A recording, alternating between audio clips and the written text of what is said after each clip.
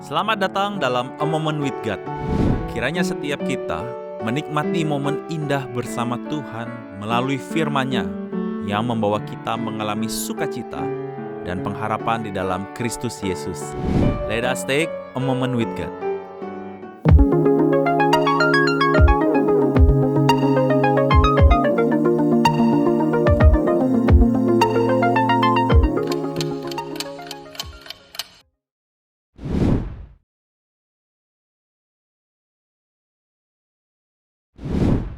Teman-teman sekalian, di era 90-an, orang senang sekali membicarakan tentang the power of positive thinking.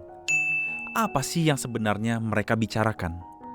Ketika seseorang berpikir positif tentang dirinya atau tentang dunia di hadapannya, maka pikiran itu menjadi suatu energi yang menggerakkan dia untuk mewujudkan apa yang dia visualisasikan dalam pikirannya. Jadi teman-teman sekalian, kalau kamu berpikir kalau kamu bisa, maka kamu pasti bisa melakukannya. Kalau kamu ingin memulai karir studimu, maka kamu harus berpikir positif dan kamu akan berhasil dalam studi. Sehingga kamu akan semangat melakukannya. Kamu akan bergairah. Gairah itulah energi yang besar. Tapi kalau kamu sudah diliputi rasa takut, rasa cemas, maka pikiran itu justru melemahkan kamu dan akhirnya terwujudlah apa yang kamu khawatirkan. Seringkali pemahaman tentang kekuatan berpikir positif dipahami dengan sikap bagaimana kita meletakkan seluruh kekuatan ada pada manusia dan berpusatkan kepada kekuatan manusia.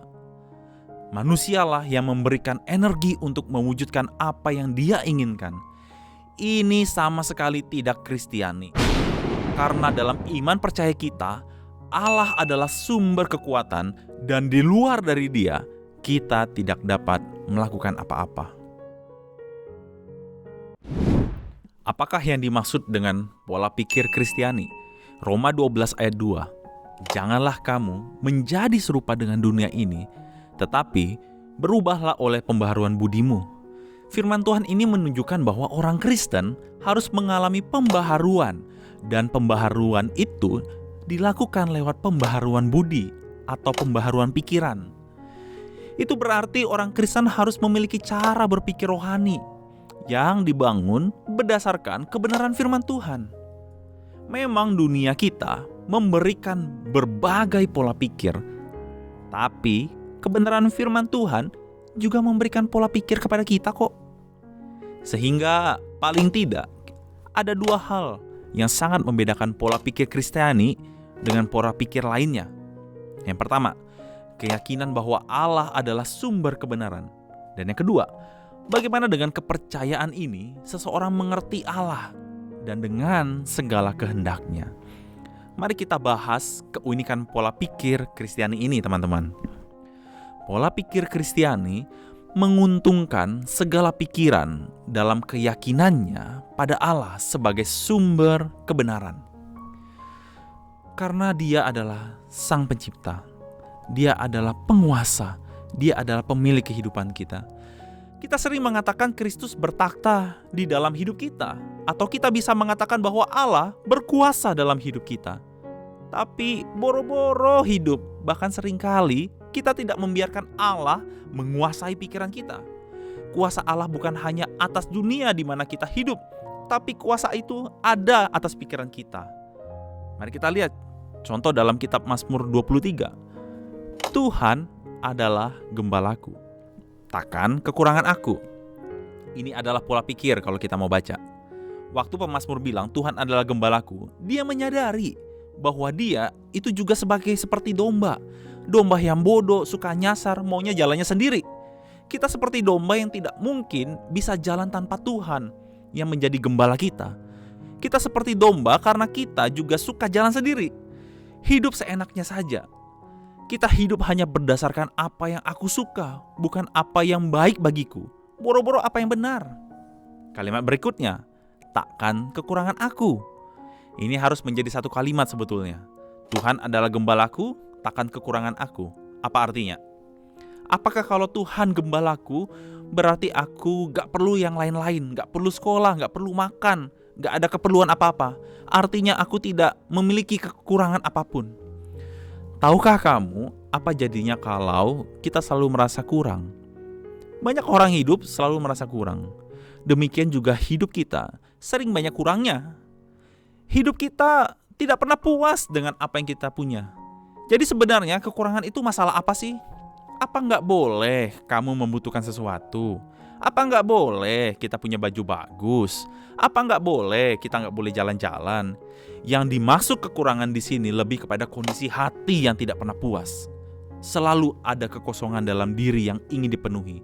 Ini adalah pola pikir.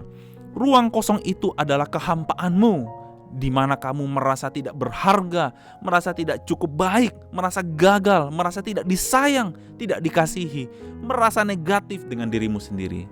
Teman-teman, Tuhan adalah gembalaku, takkan kekurangan aku. Tidak menjadi pola pikir, tapi menjadi statement di bibir. Kalau ini menjadi pola pikir, kenapa saya harus khawatir, selalu gelisah, selalu tidak puas dengan hidup saya, selalu negatif dengan diri saya sendiri? Teman-teman sekalian, penting sekali membangun pola pikir yang Kristiani. Karena sebagai orang Kristen, kita harus berpikir secara Kristen. Pola pikir sangat menentukan sikap kita dalam kehidupan sehari-hari. Misalnya, ketika kamu memandang orang yang memusuhi kamu, orang mengatakan, pikir positif dong tentang orang itu. Bagaimana bisa berpikir positif kalau yang dilakukannya kepada kamu tidak bisa kamu lihat positifnya sama sekali? Hei kawan, kita perlu pemahaman lain, yaitu melihat bagaimana cara Kristus melihat. Coba pikirkan, bagaimana ketika Kristus melihat orang berdosa? Seperti halnya dia melihat kamu dan melihat saya juga. Pola pikir Kristen bukanlah positive thinking. Positive thinking memperoleh kekuatan dari pikirannya sendiri. Pola pikir Kristen didasari iman percaya kepada Allah. Sehingga kalau saya bisa berpikir positif tentang orang yang sudah memusuhi saya, itu bukan karena saya punya positive thinking, tapi karena saya memiliki pikiran seperti Kristus. Pola pikir Kristen memagari kita dari pengaruh dunia yang menyesatkan. Dunia ini memberikan worldview pada kita. Bila kita sendiri tidak membangun pola pikir Kristen, maka mudah sekali kita terombang-ambing berbagai pikiran yang menyesatkan.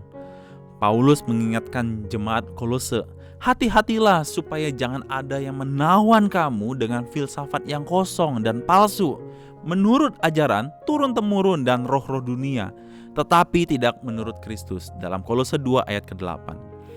Manusia dianugerahi kemampuan untuk merenungkan dan mengevaluasi dirinya, suatu kemampuan yang tidak dimiliki oleh makhluk apapun.